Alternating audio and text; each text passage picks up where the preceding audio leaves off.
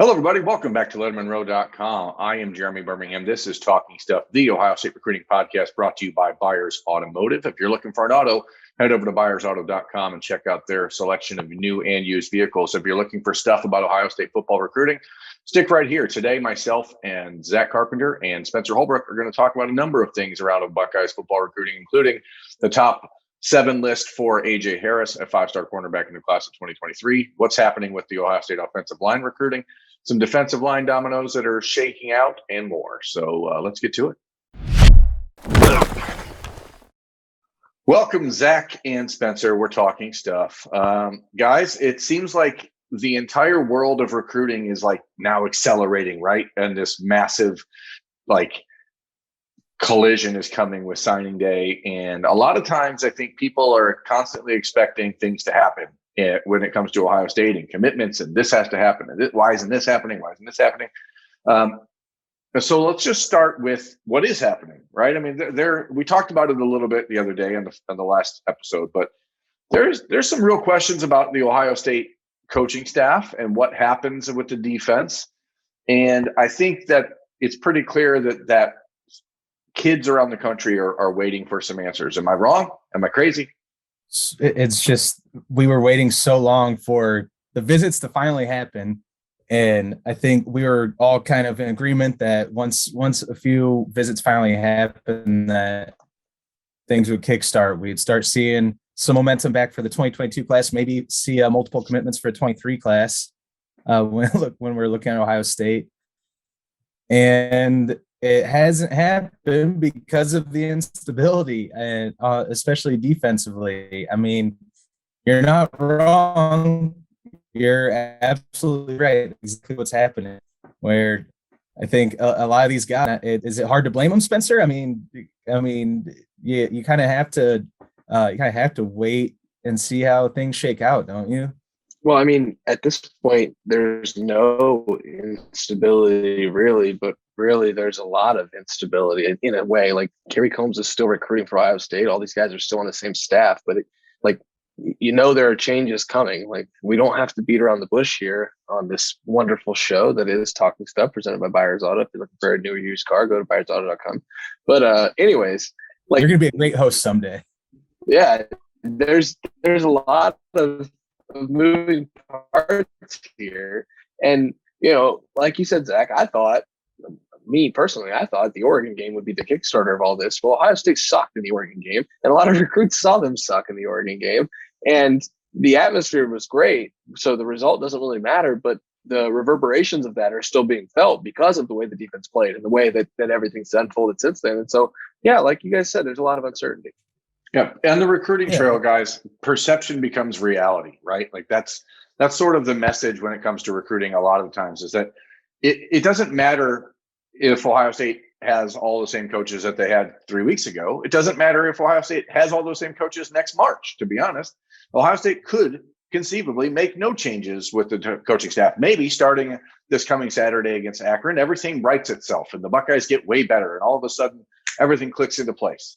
But that doesn't matter, because right now the perception is that Ohio State's defense sucks and their coaching staff is all under the hot seat, right? So nothing matters other than what recruits are hearing from other coaches. And right now it is open season on the Buckeyes defensive recruiting targets. And I think it's clear that we're seeing some reluctance at this point coming out of top longtime targets like Xavier Wampa, who's going, okay, what's going on? Matt Barnes has recruited him longer than anybody, but maybe Matt Barnes won't be at Ohio State next year. Who knows? We just don't know what kids are being told. And I think that plays in perfectly to the first player we're going to talk about on this show. And that's A.J. Harris, who on Tuesday, the 5-star cornerback 2023 class, released his top 7 schools, dropped it from a top 13 that he had in July.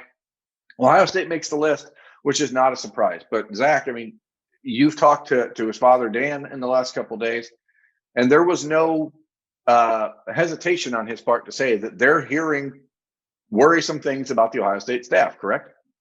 Yeah, and you mentioned the words "the list." When we do our versions of the list, if we were going to do a 2023 episode of that right now, he would probably be the first guy. There's probably a second or third guy after Sonny Styles. Yeah, for sure, to be up there. And I mean, yeah, there's honesty there, and I enjoy it. Like, I'm glad that they're being transparent about it. I mean, Kerry Combs is the one who's been doing 90% of the talks, 90% of the communication with the cornerbacks, especially with AJ Harris. So if you're hearing all these rumblings and rumors about whether or not he's even going to be on the staff at the end of the season, and you're hearing and you're seeing the product on the field where the corners are doing well. The corners have been playing well for Ohio State, but when you're seeing all of this, I don't know how if you're in the position of AJ Harris or his family, I don't know how you're supposed to look at it as anything other than, all right, we want to wait to see what happens. And I think you saw that he set his commitment date for January 11th, which it's his birthday, but also it's a good time frame to kind of see how things shake out with Ohio State, and then see where the other defenses that are in his top 7, like Clemson and Alabama, how those coaching situations or defensive staffs wind up going. And he's going to be taking game visits this fall, and I don't know. I think it's smart of him for them to look at it kind of analytically like that, don't you? I do. Spencer, is it unfair that Ohio State, this is the question I want to ask you, Spencer. So Alabama's defense, it's average. Okay. It's not like the world's greatest defense. Nick Saban replaces his coaches literally, it seems like every single year. He retools his entire staff, but they're not held to the standard where, if they lose this coach, then, maybe things change. Why is Kerry Combs being held to that standard and other schools you think aren't? And that's not like Georgia or Clemson, who continue to play great defense. Ohio State's defense right now is up, obviously up in the air, but Alabama has like the 125th ranked pass defense in the country. So why are they not held to that same standard? Because normally when Nick Saban replaces coaches, he wins the national championship, and Ohio State just makes the playoff and doesn't win the national championship. So I think that there's still that recruiting pitch of, hey, come here and win a national championship. And that's a really big sell. Like, that's not something that students, that prospective athletes take lightly. When you can just walk in and win a national championship, that's a big sell. And so, like, I don't think it really matters when you try to recruit against Alabama like that, because they'll say, okay, we have that defense, but guess what? We're still going to win the national championship. Whereas Ohio State's got to kind of fight that uphill battle of, having that reputation right now of just having a defense that was embarrassed the last time it was against a big opponent. Something I just kind of came across my mind when you were asking Spencer that question is, at Alabama, don't you kind of expect at this point that the coaches are going to be there for a short amount of time? It's kind of going to be a leaping pad. I mean, Kerry Combs wasn't expected to be gone after this year. A lot of these coaches are expected to stay on staff. I mean, don't you think that kind of has something to play with it? No, it does, no doubt. But I think it's also a matter of, at Alabama, I guess, and I'm answering my own question here, the coach that you're going to play for is Nick Saban. Similarly to how Ohio State was, you were going to play for Urban Meyer. It didn't matter who the assistants were. You were going to play for Urban Meyer. So I guess this is a situation where Ryan Day doesn't have the gravitas yet on the national level to overcome those sort of shifts in the coaching staff. But I don't know that there's any reason to doubt that Ohio State for 100 plus years has been pretty recession proof when it comes to college football and recruiting. To think that Ohio State won't replace any coach, if they do replace them, with someone else that's equally competent and qualified and well respected. But I think the interesting thing about AJ's situation, guys, is that he posted his top 7 and the commitment date. And then like an hour later, Zach, he posts, if I actually find the school I like the most by December 13th, I'll commit then. So like January 11th is the commitment date, but it could be December 13th. And I guess it could be next week. We just never know with these kids because they're all so fluid in the situation. But after getting to know AJ over the last handful of months, I don't think that he's the type of kid that's going to commit somewhere and then look around still. So for Ohio State's purposes, if they were to make a coaching change, I think it all but rules them out because the new coach wouldn't have enough time to make an impact. Am I wrong? I don't know if you're wrong. That's like perfect segue into something I wanted to ask you guys, because I posted this on a message board when talking about AJ Harris earlier today. When Jeff Hafley left for the Boston College job, he left in mid-December, and pretty much over those next 2 weeks, we all knew that Kerry Combs was going to wind up being the defensive coordinator. Austin Ward reported it, and it was pretty much a foregone conclusion that was going to happen. We were just waiting out the Titans playoff run that season. So like if Ryan Day, like, all this is hypothetical, obviously, but if Kerry Combs moves on, or there's a mutual party, whatever the phrasing, at the end of the season, if Day stays in-house, which is what he's been wont to do with several of his hires, do you think, like, let's say he promotes Al Washington, or promotes Matt Barnes or whatever, goes a co-defensive coordinator route with the two of them, whatever, don't you think that sort of like that in-house stability, I guess that's not the word I'm looking for, but consistency, do you think that would play a factor? Because I know Matt Barnes talks to guys like AJ Harris a little bit, but not as much as Kerry Combs. I mean, Spencer, go ahead. Go ahead. Yeah, it's an interesting question. I mean, if you have stability on your staff, that's the key. Like, because we talk about it, like, comfort and relationships is everything. And Ohio State is one of the best in the country at building the comfort and building those relationships. And if you sever a tie like that, you're not just going to pick right back up where you left off. But at the same time, if you keep guys there that he knows, like a Matt Barnes, even if you go out and hire a new entire defensive coordinator, and if you keep the other defensive coaches on the staff, like, you're going to see some continuity there to a point where guys are going to trust that you know what you're doing. But I mean, like, I don't think this is the offseason where Ohio State's going to promote. And again, this is all hypothetical, so it's kind of getting in the weeds a little bit. But, like, if Ohio State makes a change to defense coordinator, it's going to have to be a splash. It's not going to be a promote from within. But at the same time, that splash could lead to positive things on the recruiting trail, where it's negative for getting rid of one coach, but you add something by getting another coach. And so, that's all to say that continuity can be good, but it might not be the end all be all in recruiting. Yeah, and there's key decisions that are going to have to be made. I mean, I don't think it's ever a good idea to make wholesale changes with an entire staff. If Ohio State's like, what, our defense has been bad for 2 years, everyone's gone.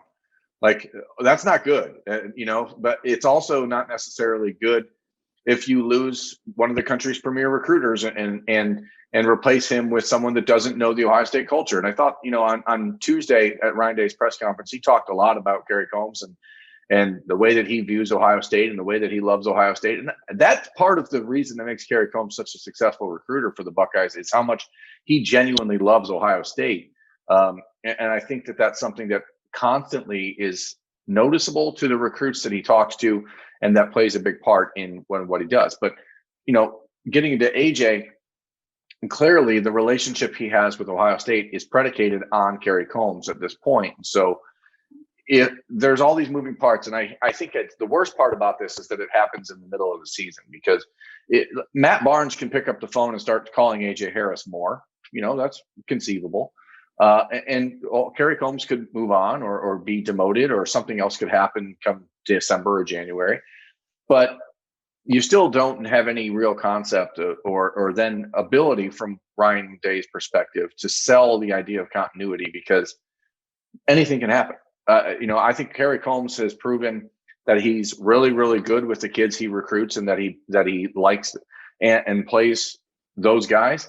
I think that's why we're seeing all of a sudden some of these younger guys getting some reps to Denzel Burke. I think Kerry Combs is a guy who trusts his guys. And if you look at the Ohio State defensive roster right now, the guys that are at the top of the list as far as experience are not guys Kerry Combs recruited. He was gone from 2017, 2018, and 2019. So what those years are who the roster is comprised of, primarily on the defensive side of the ball. And I think that there is a argument to be made that you should give him another chance to keep building the roster that he wants. And you see the young guys, and I wrote about it on Monday, but sometimes it's just simple about having better players. And AJ Harris is one of those types of players that Ohio State could say, this is the type of guy that can run this scheme and run it the way they want it. And I think that that's all part of the conversation. And to stay on this same wavelength, but also kind of deviate when you bring up guys like Denzel Burke and those numbers, when looking at AJ specifically, the defensive back numbers was something that they talked about.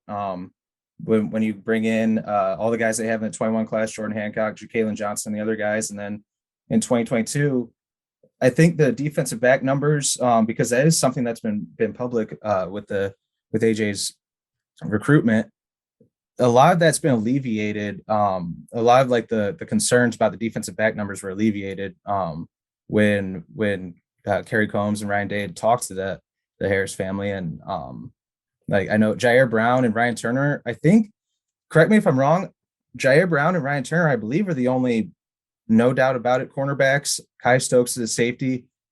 Terrence Brooks, I'm not as familiar analytically with where as you, Berm, with where he's supposed to be playing positionally, like what their vision is for him. But I know the defensive back numbers is not as quite of a concern as it was at this time, like 6 months ago.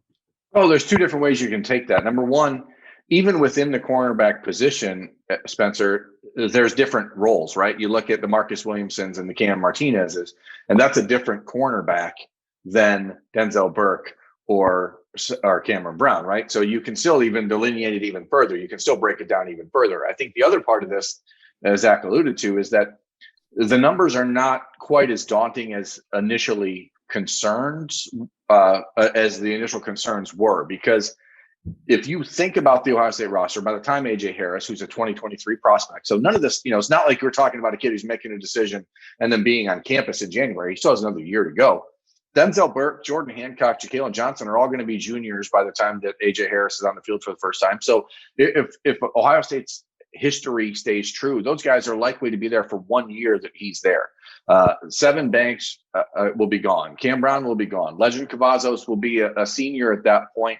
And if he hasn't made an impact on the field by then, he probably won't be on the roster by then anyway. The same thing can be said about Ryan Watts. So, there's all these little parts, and the way that the college football world is going, if a kid at Ohio State at this point doesn't make an impact and make a real push for significant playing time by the time he's a sophomore or a redshirt freshman, it's almost a certainty that he's not going to be on the roster by the time he's a senior, right? I mean, these kids are seeing the bigger picture and saying, hey, if I'm not making any money sitting here at Ohio State not playing. So I think the transfer portal, all of these changes that are happening in college football can so dramatically change a roster in a 2-year period that it's almost pointless for coaches to say, oh, this is who we're going to have on the roster then, because you truly have no idea.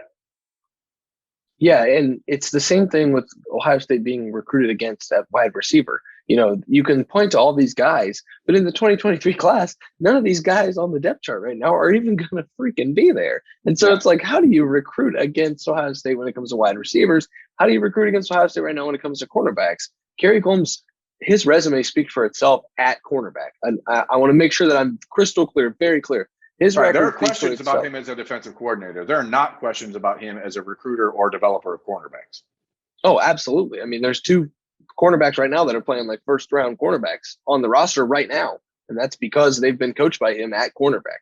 The amount of money the guys have made in the NFL is because of the teaching that they got from him at Ohio State. Like, this guy's resume, like I said, speaks for itself. And so it's going to be really hard, I think, if Kerry Combs is still on this staff in 2022 and 2023, it's going to be really hard to recruit against him at the cornerback position, because he can point to so many millions of dollars and so many different guys that he's developed.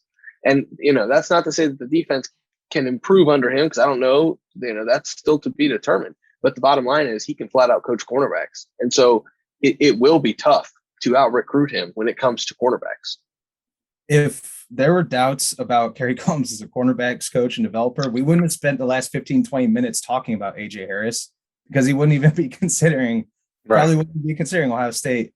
And I know that we probably want to transition to something else, but real quick, something you did bring up was, I mean, how perfectly timed is this Denzel Burke like coming out party? I mean, it's proof in the pudding that if you come here, that you're going to get a shot. If you prove it on the field and the weight room and all that stuff, the film room, you actually prove it, then you're going to get a shot to play from day one. And I mean, that's a perfect pitch that even with the defense in total struggling, the corners playing that well, especially a true freshman like that playing well, looks great for a guy like AJ Harris or Kayan Lee or Ethan Nation, some of those guys in the 23 cycle. Yeah. It's super trendy to bash Kerry Combs. And I know people in the comments are going to say, we're being homers. We're not being harsh enough on him. It's clear Ohio State has problems on defense, but I think that there are things that are coming that can fix it. And I think that a big part of that is the youth that Ohio State currently has on the roster. But as Zach just said, if you want to know what Kerry Combs is about, think about Denzel Burke, who a year ago was playing wide receiver in high school in Arizona, and is now a player in 3 games who is flashing all Big Ten type potential at corner. And that's something that really is impressive to see and how fast it's happened. But anyway, AJ Harris, decision date, January 11th, tentatively, could be December 13th, could be anytime. Another player who could commit anytime at all is Kenyatta Jackson, the 4-star defensive end from South Florida, who is down to Ohio State, Alabama, and Oklahoma. I think it's primarily Ohio State and Oklahoma. It seems like this recruitment, guys, has just like stayed the same since about the end of July. So what pushes it over the edge in one way or the other? I guess proof in the pudding. I don't know. Oklahoma's defense hasn't exactly been wrong either. So, but also Alabama's coming versus Oklahoma, like this one-on-one battle, right? And now he's saying, well, actually, Alabama, I probably should have talked about them more. I mean, I don't know, Spencer. Is it development? I know he's a guy that we talked about. Me, Berm, and Andrew talked about on the list. How he maybe he fits in a 3-4 scheme. Him and Naya White seem to be similar players that might not know Ohio State employees, but I mean, is it skill set? Is it development path? What is it, Spencer? You tell us.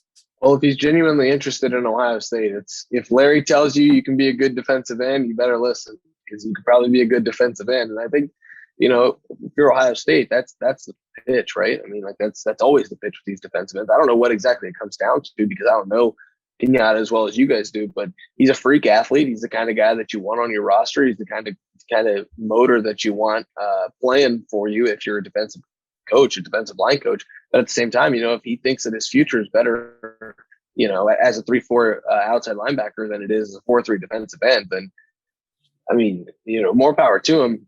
In my opinion, these guys should all just listen. If Larry tells you you're going to be a defensive end, even if you don't want to go to Ohio State, you better be a defensive end, because Larry knows what he's doing.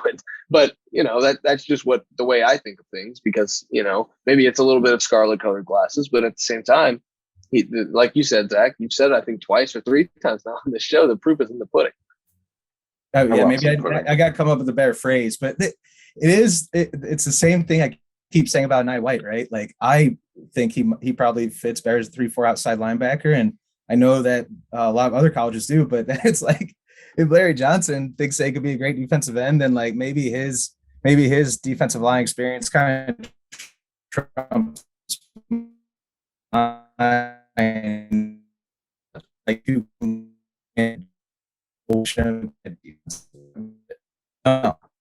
I do love pudding though, so. Snack packs. It always reminds me of Billy Madison every time I say the word snack pack. Pudding is delicious. And folks, sorry, we're having some internet instability issues tonight, I think, but I don't know why. And that is unfortunately the peril of recording, podcast on the internet. We'll try to get that corrected. And we'll talk a little bit more about Kenyatta Jackson and some other things after this break. We're back. Thanks for coming back to Talking Stuff, the Ohio State Recruiting Podcast, brought to you by Lettermen Row and Buyers Auto. Kenyatta Jackson, the thing with him, guys, is that I think it's just about wanting to feel like a priority at one of these schools. And I don't know if if it's because there's so many defensive linemen around the country that haven't committed yet. And I mean, we talk about them all the time, the Omari Abors, the Eni Whites, the Hero Canoes, the Chris McClellans, the Christian Millers, go down the list, the Caden Currys. I know I talked to Kenyatta Jackson Sr. on Tuesday night. He said that Ohio State and Larry Johnson have not slowed down in their conversation with him at all since the season began. They are looking into when they can get up to Columbus for a game visit. That'd be his third trip. He's got sort of tentatively has the Penn State game circled as the day they want to get up and make the trip. And I think this is just one of those things that's kind of a byproduct of the whole COVID year. There's so many of these kids that didn't get to go anywhere last year, and they haven't, they've all taken official visits. They did all the summer thing to build relationships. But when you're talking about playing college football, the atmosphere that you're going to play in, the energy around the program that you want to go to still matters. And I think a lot of these kids are just wanting to make sure they see every facet of these programs that they're interested in. And they didn't get a chance to do that before. And I think that's why in a lot of cases for Ohio State, especially again on the defensive line where they're still waiting for that first commitment, the momentum feels like it's stalled, but I don't think it is. I think it's just kids are doing exactly what they wanted to do. And that's exactly what we were talking about when we opened this podcast, is we were waiting for these visits to finally happen. And then we thought it would kind of explode. I mean, because you do want to see what could be your next potential home. You want it. And beyond that, you also want to enjoy the recruiting process. That's what so many coaches and family members or former players, whatnot, they tell these kids, enjoy the process, because this is the only time you're ever going to get this in your life. The only other time might be if they wind up getting to the NFL and wind up hitting NFL free agency. I remember hearing that one time from a coach who was like, yeah, I tell my kids just to kind of enjoy it. But you're seeing those visits. And when you talk about the defensive line guys, so many of them, I look at the defensive line and defensive linemen, especially the guys Ohio State's targeting, kind of like the same way we do the quarterback dominoes. I don't know if you guys, Spencer, if you kind of see the same thing. I mean, obviously when Ohio State's wanting to bring in as many numbers, 4 or 5 that they want to bring in, it feels like, and it appears to be, that everyone's kind of just waiting around to see who's going to be the first one, then the second and third one. And then maybe, I mean, I'm not predicting that'll happen, but maybe we wind up seeing like a bunch of these guys commit within the same 2, 3, 4 week span or something like that.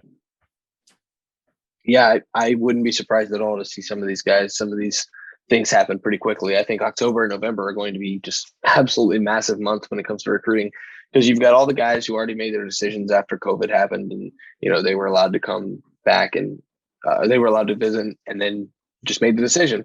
And then there are guys who thought they were going to do that, and because I think everyone thought they were going to do that, see your 5 schools and make a decision. That's not how this game works a lot of the time. And so I think this next couple months, especially on the defensive line, because some of the best defensive linemen in the country are just kind of dangling out there waiting to see where they're going to go. And I think everybody, it's not just Ohio State. So I know Ohio State fans are getting a little antsy with, who's the defensive lineman going to be in this class. I think every fan base is like that right now, because some of the best defensive linemen that we've seen in a long time are in this class, and they're not making decisions right now. And so once a couple of them do that, the dominoes will start to fall, and you'll start to see all these guys commit in pretty quick order. Yeah, and that's why it's interesting. A player like Chris McClellan, who's going back to Oklahoma this week for the second time in the last 3 weeks, who visited Florida last week, like he was this close to committing to Ohio State in June, and decided, hey, I need to make sure I don't just surrender to that emotional like high, and now you watch and all these kids are going to make visits, they're going to see different places, and Ohio State has remained focused on the same group of them. And I think that's why you see someone like Kenneth Grant, who we were all very impressed by him when he camped at Ohio State in the summer.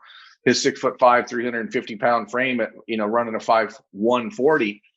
Ohio State doesn't seem like it's made him a priority as much as like Michigan has, who had him up for their big game against Washington. And all of a sudden you start to see all the crystal balls and on-3 predictions and all these things start to flow towards the Wolverines when it comes to Kenneth Grant. And so much about recruiting right now is about loving who loves you. And that's the way recruiting should be. I mean, because again, these kids see an opportunity around the country right now that is different than it used to be. This is not a situation where I need to go to Ohio State to get attention. I need to go to Ohio State to get a chance to get acclaim or known around the country. Now you can pretty much do it anywhere. And name, image, and likeness has changed so many of these things where kids can go to Tulsa, for example, and say, hey, I'm the star at Tulsa. I was driving down the street in Toledo the other day and I saw a billboard with Bryant Kovac, Toledo's running back, on it with a car dealership. Like, you can get it anywhere at this point. I mean, the game is changing. And so you got to really be sure about your choice. And Ohio State needs to be very sure that the players that they're recruiting are the right fit for them. And I think that's why everyone right now is sort of slowing things down. And I don't think it's something Ohio State is concerned about, but I also think it's something that in some small manner, I think they're happy about it, because maybe it means that a lot of these kids will make less rash decisions when they're on campus and when they are committed or when they are a part of the roster, because they really were more comprehensive in their breakdown. You know what I mean? Yeah, I know what you mean. It sounds like you think Tulsa is going to be the next Alabama. Yeah. Tulsa, as I saw someone somewhere, I don't remember where it was, someone said that Tulsa is basically the Alabama of Oklahoma. So that can't possibly be true. I don't know. I'm not good at geography. You're just making that up now. I'm not good at geography. People are saying it. And I think that's important that people do say things. But you're talking about visits, and last weekend was huge, as we talked about on the Moving Targets episode of Talking Stuff last Friday. There were a handful of kids making key trips around the country. Included in that group were 3 offensive linemen that Ohio State has narrowed their focus onto. That's Emil Wagner, who visited Penn State, Ernest Green, who visited Georgia, and Cam Dewberry, who visited Oklahoma. And guys, I'm just going to come right out and say it. I don't think any one of those is going in the right direction for Ohio State. I know the Buckeyes kind of salvaged things a little bit with Emil Wagner when he visited for the Oregon game and maybe got themselves back into the conversation. But you're Ohio State recruiting an in-state offensive lineman. You shouldn't be having to get into the conversation. You should sort of be the conversation. Am I wrong? Hold on. Are you trying to tell me that offensive line recruiting is going poorly for Ohio State, or there's controversy around it? When in the hell does that ever happen? Yeah, I mean, it just seems, Spencer, like it's never as easy as people want it to be, or people think it should be when it comes to recruiting the offensive line. And I don't understand it, because the Buckeyes are producing NFL linemen. They have one of the best offensive lines in the country. They're consistently developing top-tier talent, and not just doing it with 5-star players like Nick Petit-Frere or Paris Johnson, but they're doing it with guys like Thayer Munford and Matt Jones and other players that have become really good players. So what is the deal? I don't know, but last night I was sitting on the couch we were doing a discussion on the message board, and all of a sudden the Monday Night Football announcers are talking about how great this second-round center is, snapping the ball to the greatest quarterback to ever live, Aaron Rodgers. And so, it's pretty crazy to me that Ohio State has trouble recruiting offensive linemen, but at the same time, Ohio State has trouble recruiting offensive linemen. And so it's not great news that all 3 of these guys are trending in the wrong direction. I think that's safe to say that it's not great news, but at the same time, like you said, I'll get this thing back on track. I think I'm rambling a little. Emil Wagner should not have to, or Ohio State should not have to get in the conversation with Emil Wagner. That is a little ridiculous, because Emil Wagner is like a layup for Ohio State. But for some reason, there's like a 7'6" guy standing in the paint ready to block it. And when you're trying to make this layup, it is kind of bamboozling me a little bit that Ohio State is struggling at offensive line recruiting. It always has, but especially when you're talking about an in-state guy who, is friends with some of these Ohio State commits, knows these guys who are in this class, and considering the Buckeyes from other classes, it's really puzzling. Zach, do you think that is a matter of Emil Wagner's priorities changing over the last few months? When I went and talked to Emil right after he got offered by Ohio State in May, he told me very directly that he wanted to go to a program where he could redshirt and develop. And you talked to him more recently than I did in a in-person setting. Has that changed? Do you feel like these other programs, like the Penn States and the Kentuckys, are selling? And I'm going to include Notre Dame in the same conversation as Ohio State, which is a place where he feels pretty confident he would redshirt and then have to take a year or 2 to get ready to play. That's what Notre Dame does. They all their offensive linemen are always 4- or 5-year guys. Ohio State's the same way.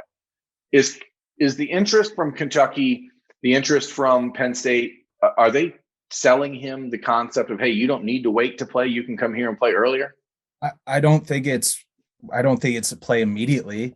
But I think at Ohio State he would have to wait at least 2 years. I mean, potentially even 3, like going down the line. And at a place like Kentucky, it's wait probably 1 year and then get a chance at earlier playing time. But I also we have to look at the fact that Kentucky just hired Emil Wagner's brother to be on the staff. I think that's a massive hire in terms of getting Emil Wagner. Sure. That's a play. Well-timed. It's a good, well-timed hire. That's a play when they're trying to get Emil Wagner. But also, he went on he went on a visit to Kentucky, then Ohio State, then Penn State, and I think that visit to Kentucky, on top of them hiring his brother, I think that was huge that was a huge visit where they were able to kind of open his eyes and give him more of a vision of how he would be used and how their offense is trending. I know he was talking about offensive line intricacies, and he was talking about how they use more, I think he said wide zone. Now I can't remember the exact phrasing, but he was telling me the different offensive styles they have that kind of, he feels like it fits him better right now. So there is a combination of, he wouldn't have to sit as long behind at a place like Kentucky, and he might feel like they'll use him more efficiently. Yeah, after Emil's official visit, go ahead, Spencer. While we're on the subject of Kentucky offensive linemen, no, I'm completely kidding. Go ahead, Berm. No, we're not talking about Keontae Goodwin. I talked to Emil after his official visit, and he was very, glowing in the way that he talked about the way Ohio State had developed Nicholas Petit-Frere, who coming out of high school out of Tampa, Berkeley, in 2018, was the number 1 ranked player in the country. But Nick had the same issue that Emil did, which is he was super skinny, and he knew it was going to take him time to put on the weight that was necessary to compete at a place like Ohio State. He liked what he saw. He liked what he heard. And I guess maybe my thought is that Ohio State, knowing that they're only going to take 3, maybe 4 offensive linemen in this class, didn't go all in on Emil Wagner at that point. And I think had they done that this conversation would be way different. But I think what they did here was open the door for Kentucky, for Penn State, for Notre Dame, and other schools to say, hey, Ohio State doesn't even really want you, do they? Because if they really wanted you, you'd be committed there. I think that's almost like the pitch. Like, hey, if they really wanted you, we wouldn't even be recruiting you. So, Zach, do you get any sense of that in that conversation? That is exactly what I think. That was the exact turning point. And I don't want to just say, yeah, Berm, I agree with you 100%. But I agree with you 100%, Berm. I mean, yes, I think that was sort of a turning point. And I didn't hear from Emil directly, but that was, I mean, like you said, if they would have gone all in from the start and prioritized them earlier, then I think we would be sitting here saying a little bit different of a story. And it goes back to the COVID dead period. I know Ohio State wanted to see him in person before offering, and then kept not being able to see him in person, and then they finally said, all right, screw it, and pulled the trigger. But it might have come, maybe not too late, but it came later than later than everyone else. Yeah, later than everyone else. And Spencer, on the other side of that coin, can you blame Ohio State for that? This is a kid who's 6'6", 240 pounds. Ohio State, knowing they're only going to take 3, maybe 4 offensive linemen, is also recruiting guys like Ernest Green and Cam Dewberry, who are, 6'6", 325-pound kids who are playing in Texas and playing at St. John Bosco at the biggest and best high school program in the country. Doesn't it make sense to prioritize those kids ahead of him? Because if you do go all in with Emil Wagner in June after that official visit and he commits, then all of a sudden you're sitting at your 3 offensive linemen, and then you risk losing out on Ernest Green or Cam Dewberry. So how do you reconcile that? I mean, I guess there's this idea like you just have to be upfront and honest with these kids from the start. Say, hey, this is what we're doing. But there's so many great options out there for kids these days that it becomes almost a detriment to be that upfront with them, because they can just read it and say, hey, you guys want other people in front of me. Well, first of all, I'm definitely cutting out the clip where you say kids these days because I think it's hilarious. Kids Second of all, these days. Get second off of all, my like, lawn. this is one of those rare instances, in my opinion, where it actually hurts Ohio State to have that national blueprint for recruiting. I mean, it happens once every few cycles where, Ohio State's going to go out and recruit the best players imaginable, the best players possible. And that means sometimes you have to pass over a player from in-state and go get the national kid. Cough, cough, Quinn Ewers, Drew Aller. And then sometimes, every once in a while, every few years, it's going to come and bite you in the butt. And, when you go after a guy like Ernest Green, you go after a guy like Cam Dewberry, both of those recruitments start to head in a different direction. And then you go back to that in-state guy and you start to push the chips all in on him. Like, these kids are smart. They know what they're doing. They know the game. Like, it every once in a while, it just bites Ohio State. And you see it, once every 3 or 4 cycles. And this might just be one of those recruitments that it actually happens in. They do know the game, and the game is being told to them by the opposing coaches, which is somewhat disingenuous, because they're only telling the kids that they're telling kids that but they're doing the exact same thing to someone else. So it's like, I mean, you just have to throw those balls in the air, I guess, and see where they land. But I mean, Zach, it's not like Ohio State doesn't have other options on the offensive line. There's Carson Hinsman, who ironically, maybe that's not the right use of the word ironically, I don't know, he's going to make a decision probably before Emil Wagner, Ernest Green, and Cam Dewberry does. And so if Carson Hinsman kind of throws a wrench into things and commits to Ohio State over Wisconsin, then a lot of this is a moot point, isn't it? It's a moo point. Is that a Joey line? Joey from Friends? Yeah. I love it. I love it. I'm the resident movie reference and quote guy, so I love that, and TV show quote guy. Yeah. Carson Hinsman, doesn't he feel like, for lack of a better word, like the forgotten guy in this? He absolutely does. He's like he's the guy I keep forgetting about. But he was at Ohio State for the Oregon game. He's down essentially to 2 schools, Ohio State and Wisconsin, with Minnesota on the periphery.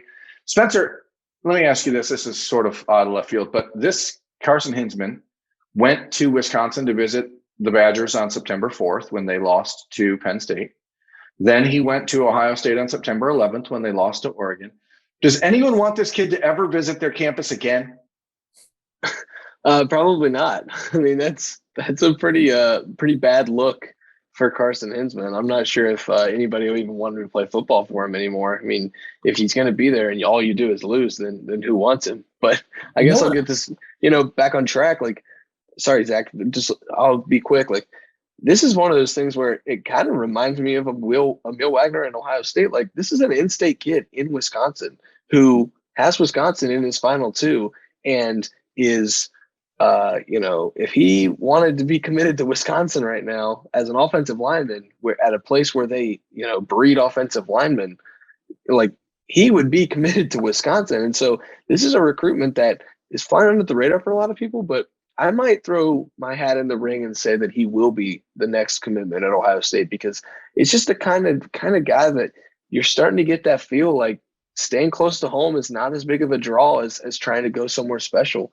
Do you compare that to like Blake Miller, who, when he committed to Clemson, I kept saying on our shows, like, if he wanted to be a Buckeye, he would have been by now. Like, what holds you off? And Zach, when you're talking about a kid like this, isn't the question ultimately, do I want to play at the brand of Ohio State, or do I want to play at my hometown school? Like, is that all it comes down to? It's not just the hometown school; it's Wisconsin. He's an offensive lineman, so I mean that's a double whammy right there. We all know what Wisconsin does and how they develop offensive linemen.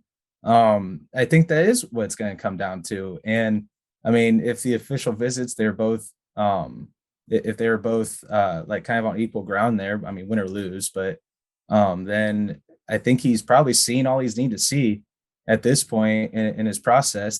Don't you just wish that he would wait until maybe Ohio State and Wisconsin play in the Big Ten championship game and says the winner gets my commitment? I mean, I think if more kids did that, it'd be kind of awesome. Like, if they just showed up at the game and then, like, afterward, instead of like getting a Big Ten championship trophy, the kid comes out and like gives a letter to the coach of the school that he's going to, and he's like, "Will you accept my rose?"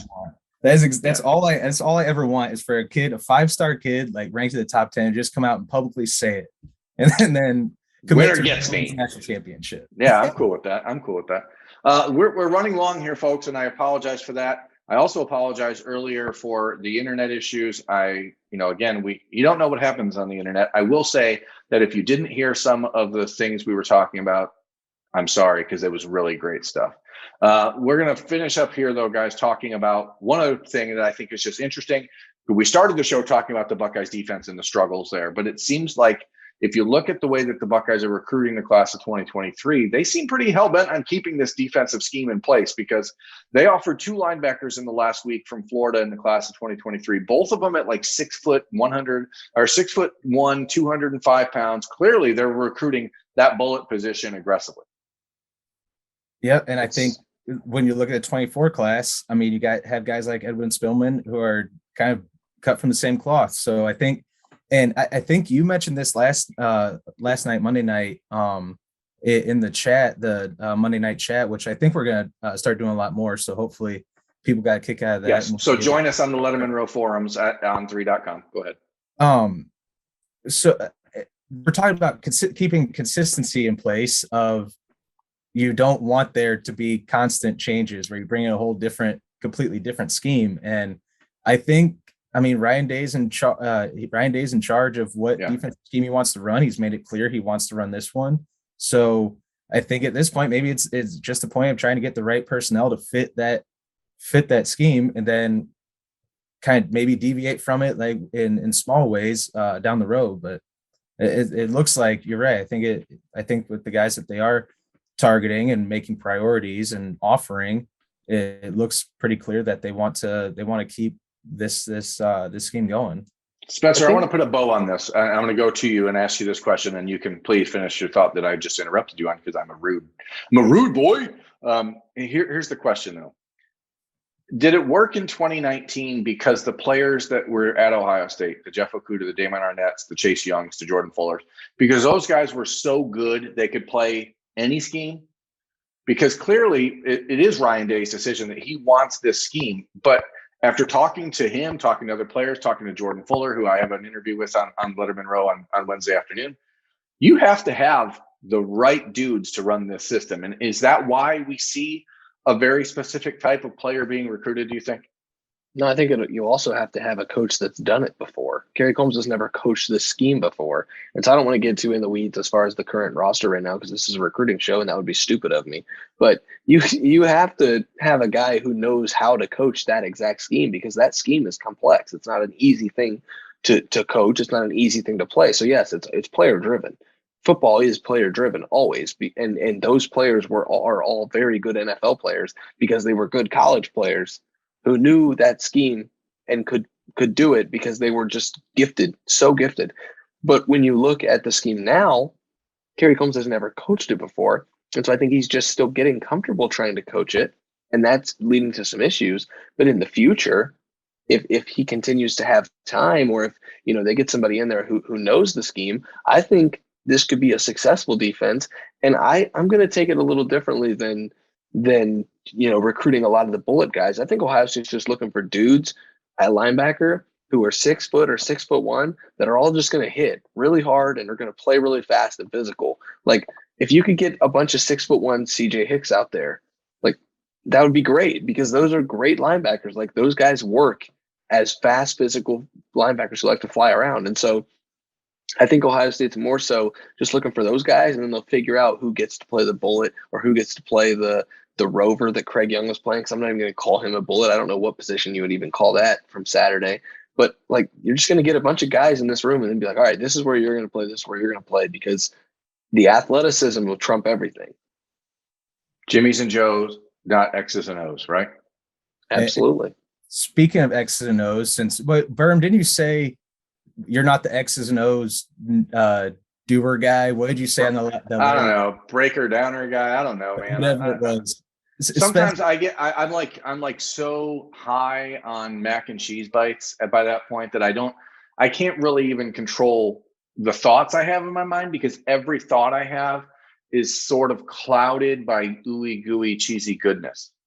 For a second, when you said I'm high on Met thought we were going to go a little bit different direction. I was real bad. I'm glad the internet held up at that point. Yes. What a great time for it to freeze if that would have happened. But anyway, so would we say Spencer's our resident X's and O's guy here then? Since out of us three, certainly I think more so than you or I. I don't know jack crap about jack crap. I just know that, good players make teams better. I went back and found the quote while we were talking here from Emil Wagner, and he was talking about at Kentucky, the style of offense that they run. He said that their new offensive coordinator, Coach Cohen, Liam Cohen, I believe is his first name, said they were showing him wide zones and a lot of play actions, different concepts like that really, to him, fits his style. How does that compare, Spencer, to the style that Ryan Day has especially with their run game, I would say, and I guess the run mixed with the pass game? Well, I would tell you to watch the Los Angeles Rams because that's where Liam Cohen is from. And he, I believe, combed Sean McVay's hair once, and so he got a good job. And because that's what coaches do right now on offense in the NFL and in college. So, that's basically the Rams system, whereas Ohio State would run, Ohio State runs Ohio State's things where it wants to be a power running game. And I think Emil is more fit anyway. Like, I think I agree with him. I think he's more cut out for that, get guys out in space and get a bunch of athletic offensive linemen than he is to play Ohio State's power run spread that they want to do, because Ohio State's looking for athletic guys who look like DeJuan Jones and not athletic guys who look like Emil Wagner. I mean, and that's just the fact of the matter. Like, they put weight on. I don't know if that's what they're looking for, but it's what they have. Yeah, but they put weight on Nicholas Petit-Frere for a reason. Like, they made him 315 for a reason. They didn't want him to be 290 or 295. Like, there's a reason for that, because they want to keep that power running game. Whereas you're going to see Kentucky go to these athletic offensive linemen and try to get out in space. And so that's all that is, Zach. I think that it basically comes down to this, though, for every team in the country. The goal is to find the biggest, fastest, strongest, most athletic players who can do everything on the football field at any given time. I don't believe that, because I have yet to be recruited by Ohio State. So I don't think you're accurate. But I think your eligibility is up, and so is our time. So that's where we have to end it. Zach, you can put together your recruiting tape and send it to Mark Pantoni. I'm sure he will take a look at it. That's Spencer Holbrook. That's Zack Carpenter. I'm Jeremy Birmingham. This has been Talking Stuff, the Ohio State Recruiting Podcast, brought to you by Lettermen Row and Buyers Auto. Please join us at lettermenrow.com, part of the On3 network, as we continue to talk stuff about Ohio State recruiting here, now, and forever. Thanks for watching. See ya.